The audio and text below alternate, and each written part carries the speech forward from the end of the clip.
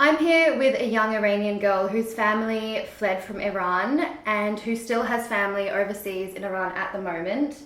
So there are currently protests going on that have pretty much all around Iran now. Yes, in most of the states in Iran, not just where Mahsa Amini was murdered, all throughout Iran, Kurdistan, everyone's protesting, trying to get the word out. They don't want the Islamic regime anymore. And in the middle of all these protests, people are being killed. Age starts from maybe 5 and all the way up. You are wanting to remain anonymous for obvious reasons in this interview. So you have got family currently overseas in Iran. Yes. And there's a fear that if you wanted to go and visit them, or if they knew who you were, they might punish your family overseas. So tell me a bit about your family in Iran. Have you been able to get a hold of them at all during the last almost 2 weeks now? So it's a funny thing with the internet, they actually shut it off so that people don't stay in contact with their family. And I've only been in contact with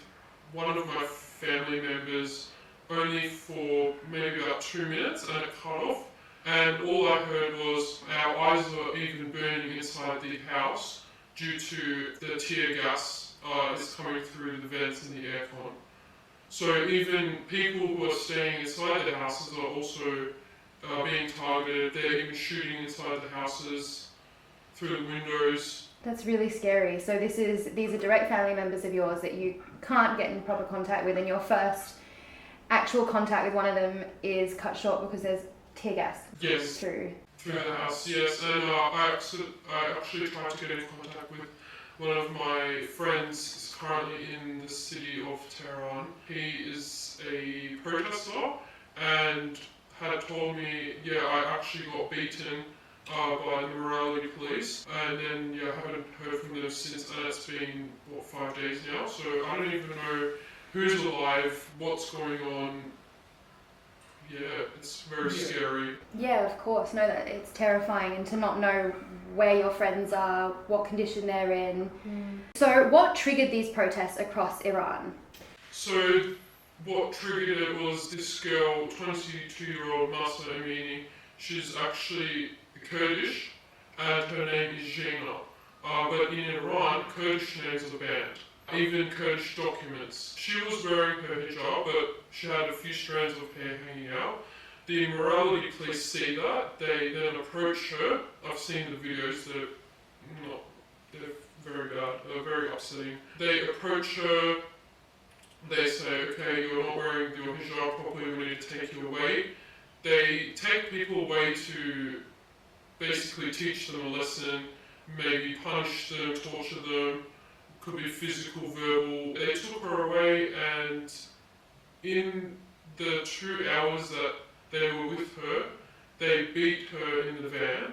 There's another video of her when she's at the education centre.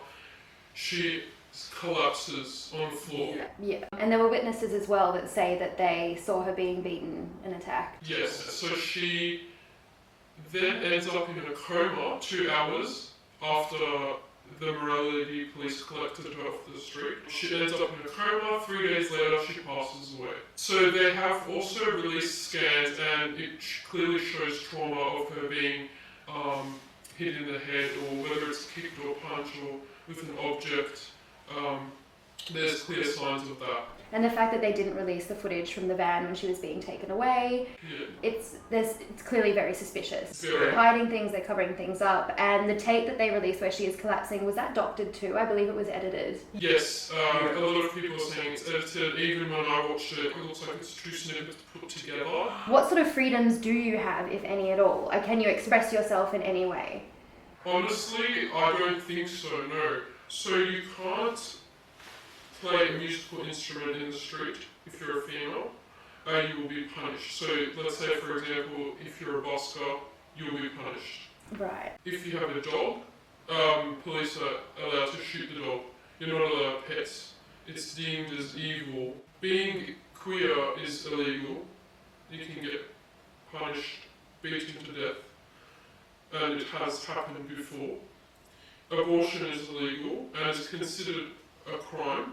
Losing your virginity is also considered as a crime. I know girls that have gone to doctor clinics wearing rings saying they're married because the doctors are allowed to report you, and once the police know, they can then take you away, they can rape you, they can hang you, they can do whatever they want to you because you're not a virgin. A woman is not allowed to leave the country without the husband signing a document saying she's allowed to. How did your family come to be in Australia? They actually had to smuggle out of the country. They paid basically they're called human smugglers, paid them to drop them off at the closest nearby country. I'm not going to name the country due to safety purposes. And during this time, my mother had a child that was 2 years old.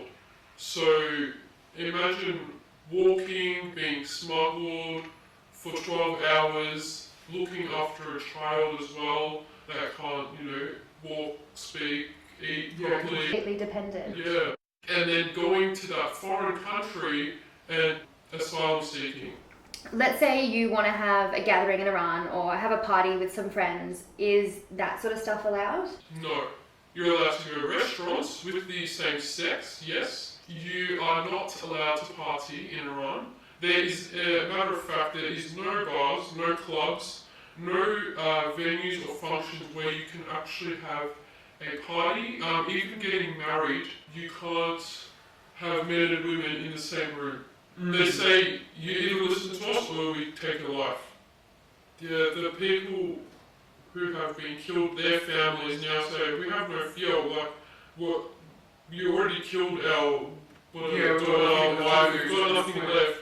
So everyone's literally out on the street fighting for their freedom, for the freedom their daughter might have had, It's just the simple freedom that we have here.